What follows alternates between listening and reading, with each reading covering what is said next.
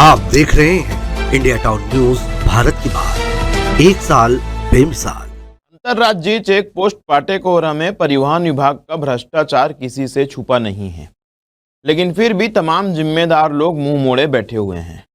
यहां अवैध वसूली की शिकायतों के बावजूद आज तक कभी जांच नहीं हुई। पाटेकोरा बैरियर में वसूली और यहां से जुड़ी दूसरी शिकायतें प्रधानमंत्री तक से की जा चुकी हैं। मैकेनिकल पर्ची और पासिंग के ठप्पे के नाम पर सुबह शाम यहां वाहन मालिक लूटे जा रहे हैं, लेकिन तमाम जिम्मेदारों के मुंह पर लगा हुआ है ताला। नमस्कार, मैं हूं अजय सोनी और आप देखना शुरू कर चुके हैं India town news Chhattisgarh Madhya Pradesh. आज ग्राउंड जीरो से मैं बताऊंगा आपको भ्रष्टाचार की एक एक कहानी। जुड़े रहिए इंडिया टाउन न्यूज के साथ, जुड़े रहिए मेरे साथ। पाटेकोरा में विभागीय प्रक्रियाओं के अलावा यहां एक अलग व्यवस्था संचालित होती है जो कि अफसरों के इशारों पर चलती है, जिसमें वहां के प्रभारी सहित निचले स्तर के अधिकारी भी शामिल होते हैं। इसमें बैरियर के आसपास के अनाधिकृत व्यक्तियों, ढाबों को भी शामिल किया जाता है। ये गुर्गे ही यहाँ वसूली और सारा अवैध कानून संभालते हैं।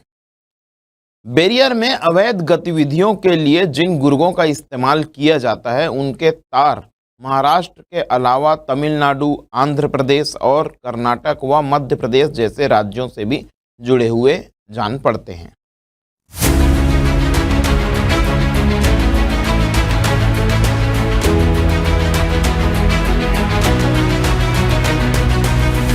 महाराष्ट्र और छत्तीसगढ़ को जोड़ने वाली सरहद पर मौजूद पाटेकोरा बैरियर को लेकर लगातार खबरें मिलती रही हैं कि यहां से हर महीने करोड़ों रुपए की ऊपरी कमाई बांटी जाती है। इसमें राजनीतिक दलों के लोग के साथ साथ ही रसूखदार लोग भी शामिल होते हैं, ऐसी जानकारी मिलती है। इंडिया टाउन न्यूज की टीम जब पाटेकोरा पहुंची तो पाया कि दिन भर हजारों गाड़ियों से अलग अलग तरह की रकम बिना किसी वजह के पाटेकोरा के कर्मियों द्वारा वसूली जा रही है। बैरियर से गुजरने वाले वाहन चालकों से मैकेनिकल पर्ची के नाम पर उन्हें 25 रुपए की पर्ची थमाई जा रही है, जो 1 महीने के लिए वैध होती है। इसके अलावा यदि कोई गाड़ी दिन में 4 दफे भी बैरियर से निकलती है तो हर बार वाहन चालकों से गेट पास के नाम पर 100 रुपए अलग से लिए जाते हैं। पिछले कुछ समय पहले मैंने अपनी खबर के माध्यम से इंडिया टाउन न्यूज में आपको बताया था कि दुर्ग आरटीओ किस तरह से एक बंद ढाबे में अपनी कारस्तानियों का संचालन कर रहे हैं, किस तरह से एक बंद प्रिंस ढाबे में वह वसूली के कार्यों को अंजाम दे रहे हैं। आज मैं हूं राजनांदगांव से तकरीबन 50 किलोमीटर दूर स्थित पाटेकोरा बैरियर पर। मेरे सीधे हाथ की ओर आप देख सकते हैं, ऐश्वर्य दिखाएंगे, मेरे सीधे हाथ की ओर आप देख सकते हैं आरटीओ चेक पोस्ट।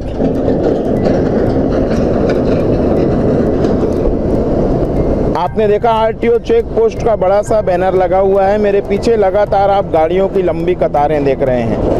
यह कतार महज इसलिए नहीं है कि ट्रैफिक समस्या बढ़ी है, यह कतार इसलिए है क्योंकि पाटेकोरा चेक पोस्ट बैरियर पर अधिकारी, नेताओं सहित तमाम लोगों को मैनेज करने के लिए जिस तरीके से भ्रष्टाचार की उगाही की जा रही है, इसलिए ट्रकों को रोका जा रहा है, दस्तावेजों के नाम पर उनसे उगाही की जा रही है। धीरे धीरे परतें खोलेंगे, बताएंगे कि परिवहन विभाग में दुर्ग से लेकर राजनांदगांव तक व पूरे प्रदेश में भ्रष्टाचार किस तरह से पनप चुका है।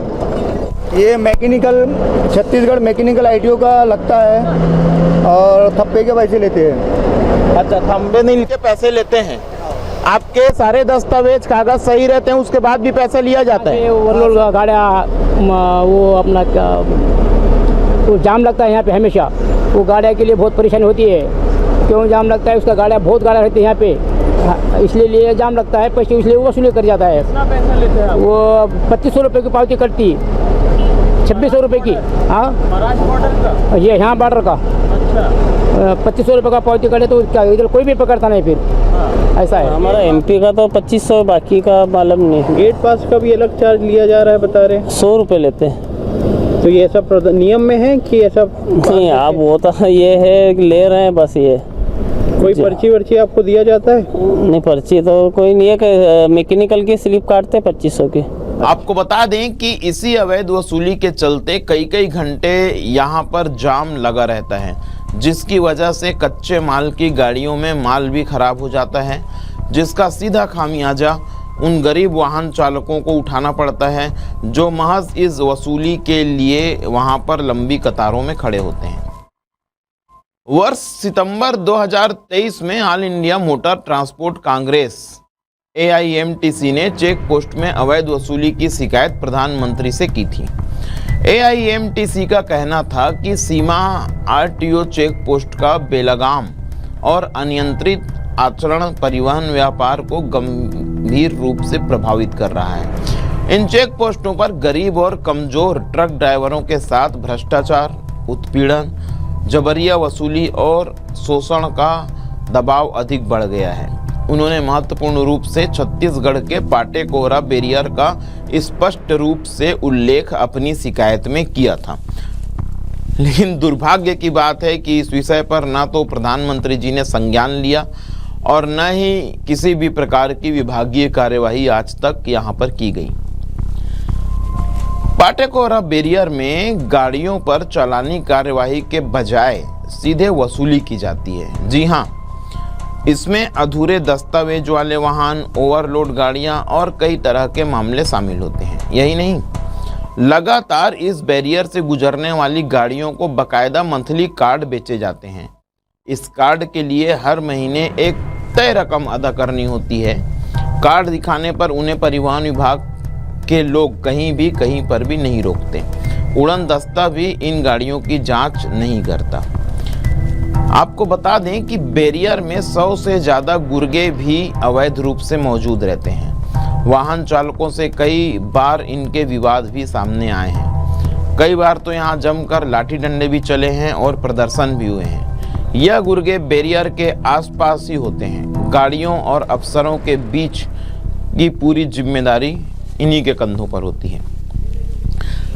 गाड़ियों से अवैध वसूली की जाती है और खबर बैरियर में तैनात जिम्मेदारों तक पहुंचाई जाती है। इसके बाद ही यहां से गाड़ियां आगे निकलती हैं। गाड़ी के तमाम दस्तावेज पूरे होने के बाद भी मैकेनिकल के नाम पर पाटे कोहरा बैरियर में एक पर्ची ड्राइवरों को काटी जा रही है, 2500 रुपये की पर्ची। मेरे हाथ में ये पर्ची आप देख सकते हैं। सौर्य जी जूम करके दिखाएं। 2500 रुपये की यह पर्ची है जो 1 महीने के लिए वैलिड होती है। हजारों गाड़ियां दिन में आती जाती हैं, जिनमें सभी से ये 2500 रुपये की पर्ची उन्हें मैकेनिकल के नाम पे कटवाई जा रही है। चाहे आपका पर्यावरण संपूर्ण हो, चाहे आपके दस्तावेज संपूर्ण हो। इसके अलावा, इस पर्ची के अलावा यदि कोई गाड़ी दिन में 10 बार आना जाना करती है तो हर बार बैरियर में उन्हें ठप्पा लगवाने हेतु 100 रुपये का चार्ज देना होगा। ये है भ्रष्टाचार के शुरुआत की कहानी।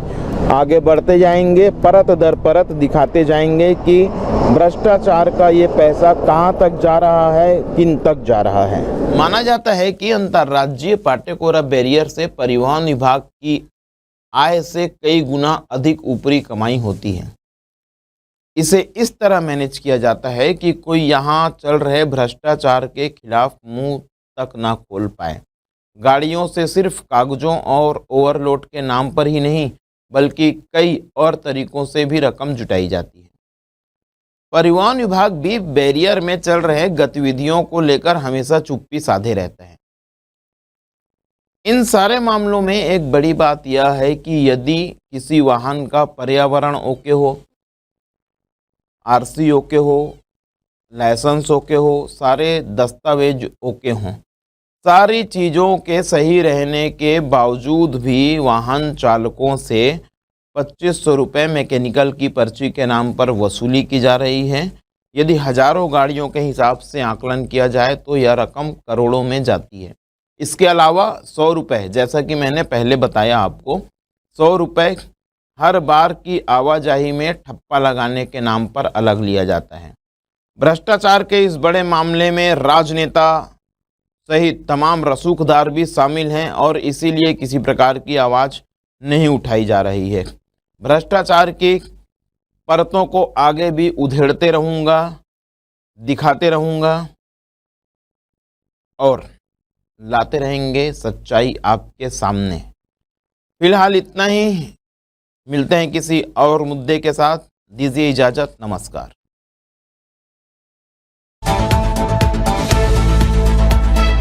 आप देख रहे हैं इंडिया टाउन न्यूज भारत की बात, एक साल बेमिसाल।